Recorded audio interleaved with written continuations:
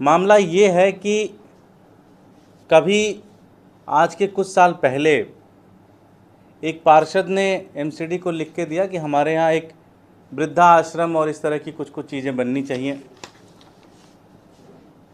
इन्होंने 10 करोड़ रुपए पास कर दिए उस बिल्डिंग को बनाने के लिए। 10 करोड़ रुपए पास हो गए, बिल्डिंग बनने का काम शुरू हो गया। लेकिन सच्चाई तो ये है, maintenance and welfare of parents and senior citizen act 2007 के धारा नंबर 19 के तहत वृद्धा आश्रम बनाना, उसे चलाना, ये राज्य सरकार की जिम्मेदारी है। तो ऐसे समझिए कि एमसीडी ने जल बोर्ड का काम कर दिया और काम भी नहीं किया, उनके नाम पे पैसा निकाल लिया। एक तरीके से 10 करोड़ रुपए इन्होंने एक ऐसी बिल्डिंग बनाने के लिए पैसा निकाल दिया जो ये बिल्डिंग बना ही नहीं सकते थे। ये एक्ट कहता है कि इस एक्ट के अकॉर्डिंग जो भी इस तरह के ओल्ड एज होम है, ये चलाने की जिम्मेदारी, बनाने की जिम्मेदारी राज्य सरकार की है, ना कि एमसीडी की है। तो मैं पूछना चाहता हूँ कि जब ये राज्य सरकार की जिम्मेदारी है तो एमसीडी ने इसका पैसा कैसे रिलीज़ किया?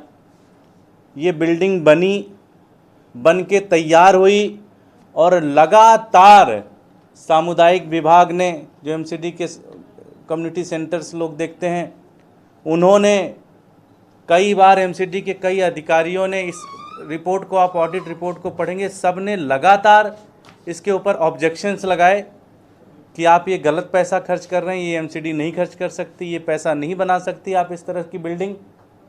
एक नहीं सुनी गई और सारी की सारी बिल्डिंग बना के इन्होंने तैयार कर दी।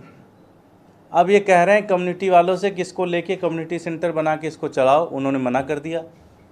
अब 10 करोड़ रुपए जो दिल्ली वालों का पैसा था, मेरा और आपका पैसा था, हमने टैक्स के रूप में सब्जी खरीदते हैं, साबुन खरीदते हैं, आटा दाल खरीदते हैं, उसका जो टैक्स का पैसा एमसीडी के पास जाता है, उस टैक्स के पैसे को 10 करोड़ रुपए में इन्होंने एक बिल्डिंग बना के तैयार कर दी, जिस बिल्डिंग को आज कोई पूछ नहीं रहा है।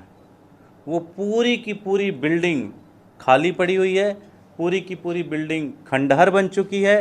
पूरी की पूरी बिल्डिंग में अगर आप जाके देखोगे तो गाय, कुत्ते और सूअर उस पूरी की पूरी बिल्डिंग में घूम रहे हैं।